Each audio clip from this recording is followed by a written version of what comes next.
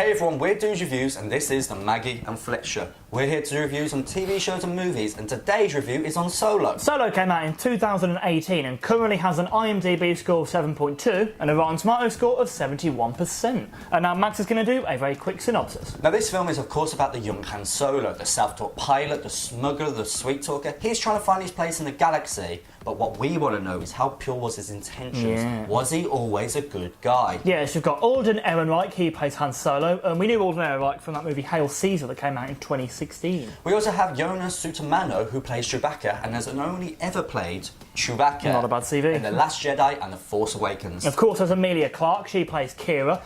We know her from playing a certain Miss Targaryen on a certain Game of Thrones.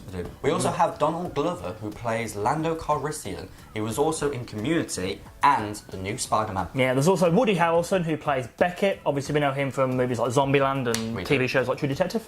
We also have Paul Bettany, who plays Dryden Voss in this, who's the bad guy, but he was the good guy in Avengers. My man. So, this movie had really bad press before it actually came out. There's loads of rumours as to why it was postponed so far. Yes. But the main one that came to materialise was the one that Alden Ehrenreich was a bad actor and couldn't act Han Solo. He was the issue. Yeah, apparently he was the issue. And He was the breeze block. The breeze block, as we say. Bland, boring, but does the job. Yeah, but that just wasn't the case. When we came out with this movie, we went in with no expectation, really, because of everything we'd heard. And he was without doubt the best actor, I thought. He played that, especially how we know Han Solo, the way that Harrison Ford played him. He played it exactly how Harrison Ford played it. I went in going thinking, this is going to be rubbish. Yeah. I was surprised. I was like, then getting this guy to the cinema to be like, let's I mean, I was watch going to this. see it anyway. But I was like, let's watch this, because it is very good. Yeah, and even Harrison Ford himself said at one of the red carpet events or the promotions that Alden Ehrenreich actually played Han Solo very well. So if Han Solo himself said that he did it well, it's got to be good.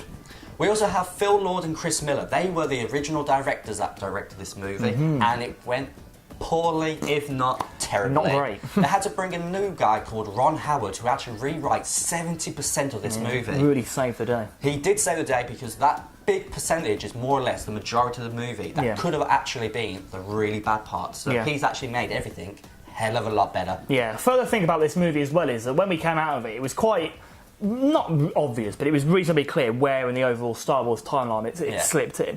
And it was good at doing that. It answered questions that, you know, were posed by the original trilogy, and it also posed new ones. So, like, for that reason, I think it's better than Rogue One. Rogue One was a brilliant filler story, and this is the same kind of filler story, but it also, like, you know, asks new questions, and you leave with more questions than you do answers, really. Yeah, so we always know Star Wars is quite a confusing, well, I would like to say trilogy, but it's now just endless amount of movies. Ninology. What we found, to make the timeline more simple for you, is in A New Hope, Obi-Wan is about 70 yards. We estimated Obi-Wan is about 70 yards, and Han Solo is probably around about 40. Yeah. So you know the age difference is about 30 years. So in about, we say, the Revenge of the Sith, he must be about 30 to 40, which means Han Solo must be a very young kid. Yeah. So you know that it has to slot in after Revenge of the Sith, but before A New Hope. And you've realised Rogue One's chucked in For there reasons as well. that we'll discuss in a second. Exactly. So, like, just between the two characters, you can't understand the age difference, and you can more or less just slot it in from that. Yeah,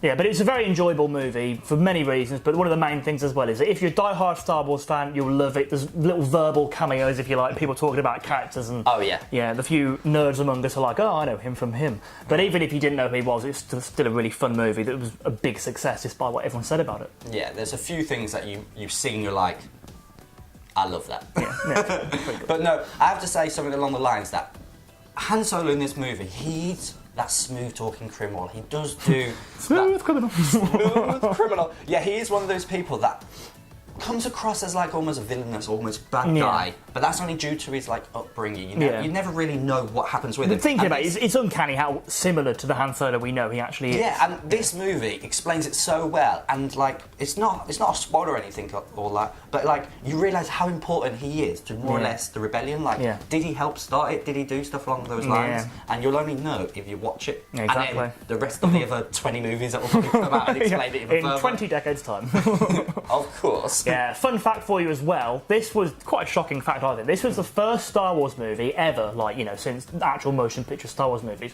that doesn't feature C3PO or R2D2.